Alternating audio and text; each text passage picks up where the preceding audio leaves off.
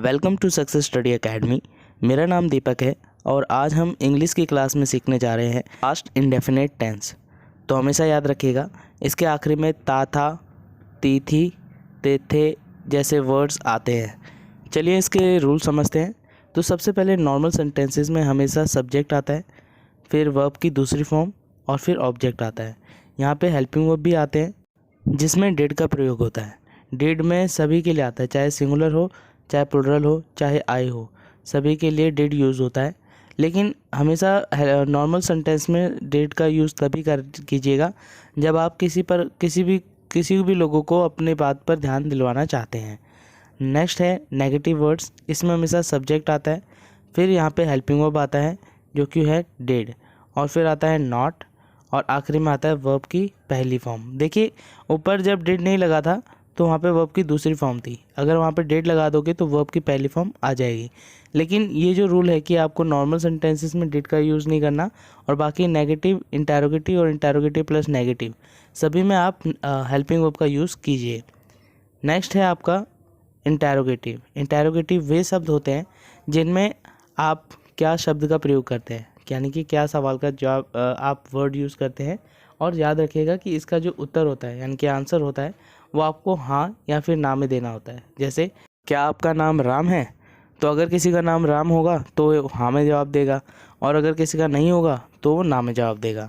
क्या आप वहाँ जा रहे हैं, तो इसमें सवाल में अगर कोई जा रहा है तो हाँ में जवाब देगा, अदरवाइज़ वो ना में देगा। तो इन सेंटेंसेस के लिए हमेशा याद रखिएगा, हमेशा हेल्पिंग वर्ब पहले आता है, फिर सब्जेक्ट आता है, उसके बाद वर्ब की पहली फॉर्म आती है।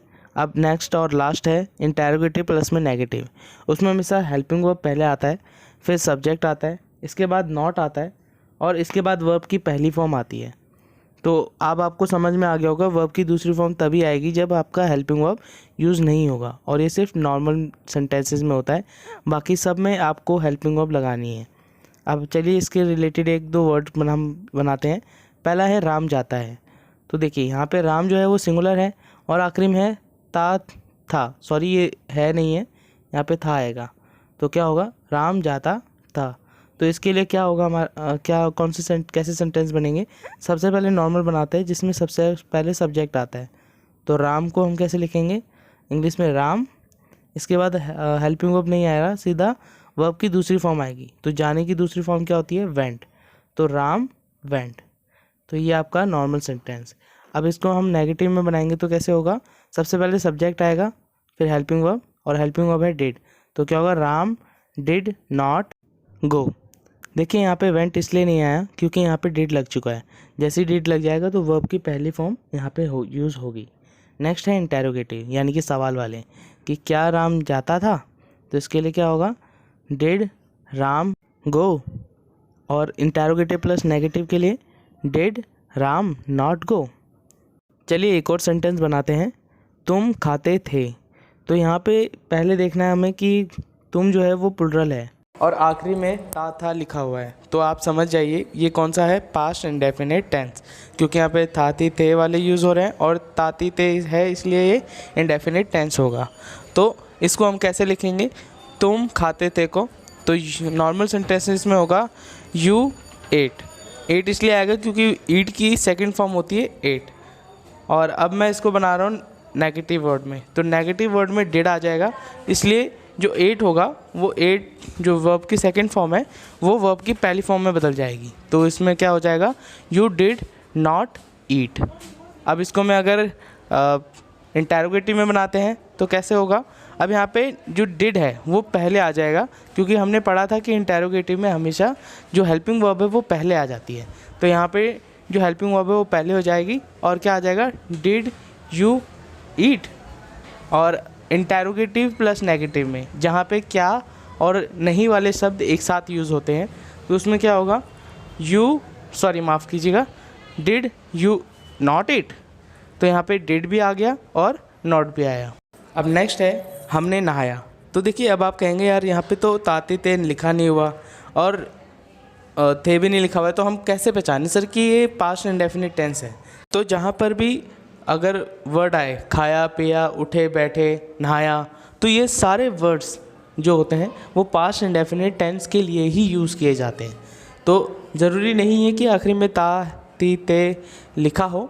अगर उसमें खाया, हमने खाया, वह गया, वह आया, तो ऐसा भी अगर लिखा है तो आप समझ जाइएगा कि ये कौन सा टेंस है, पास्ट इंडेफिनिट टेंस है। तो चलिए इसको हम बनाते हैं। नॉर्मल के लिए जो वर्ड्स यूज़ होगा उसके लिए होगा वी बाथड, ईडी आ जाएगा इसमें और ये वर्ब की सेकंड फॉर्म बन जाएगी। अब मैं इसको नॉट में बनाऊंगा, तो नॉट में कैसे बनेगा, वी डिड नॉट बाथ।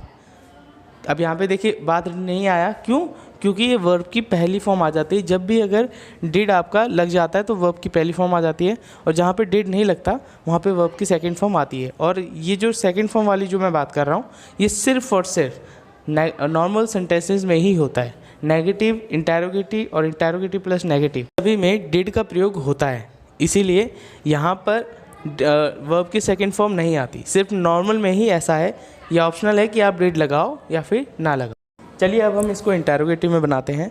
तो इसमें क्या होगा, डिड वी बाथड, क्योंकि यहाँ पे डिड पहले क्यों आया, क्योंकि क्या वाले शब्दों में हेल्पिंग वर्ब पहले आता है। नेक्स्ट है इंटेरोगेटिव प्लस में नेगेटिव, तो इसमें क्या होगा, डिड वी नॉट बाथ, तो यहाँ पे नॉट भी आ गया और डिड भी आ गया। आई होप आपको पास्ट इंडेफिनिट प्रॉपर तरीके से समझ में आया कि ये किस तरीके से यूज़ होता है। और हमेशा ध्यान रखिएगा कि ये सबसे ज़्यादा प्रयोग आने वाले सेंटेंसेस यही होते हैं। तो आज के लिए इतना ही। आपसे उम्मीद है कि आपने इसको प्रॉपर तरीके से समझा है। तो इससे रिलेटेड मैंने आपको हमारे डिस्क्रिप्शन बॉक्स में लिंक दे रखा है एक क्वेश्चंस का, वहाँ पे आप जाइए और उन क्वेश्चंस को सॉल्व कीजिए।